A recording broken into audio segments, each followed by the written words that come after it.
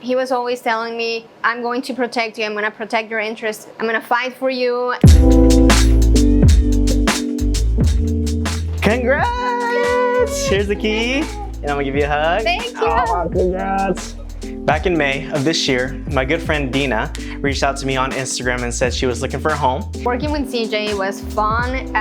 He was constantly calling me, sending me texts, just reminding me that I was going to be taken care of. He was really reassuring. He was always telling me, I'm going to protect you, I'm going to protect your interests.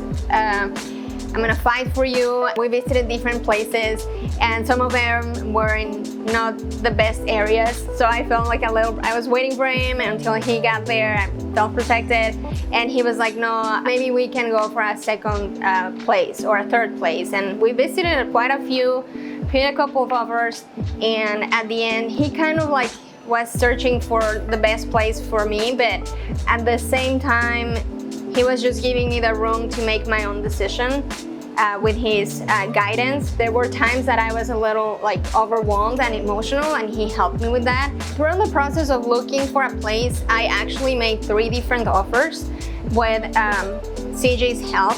He was just like coaching me in how to make the best offer for me that worked for me, but also for the seller. And we didn't go through that one. We went through another one. I actually got an offer accepted, but I found that it wasn't for me, and like he was just finding the best components, so it was kind of convenient for me, but we both decided that we were going to go into a different route, and we went to see more, search for more places until we got to this wonderful place that is now my house.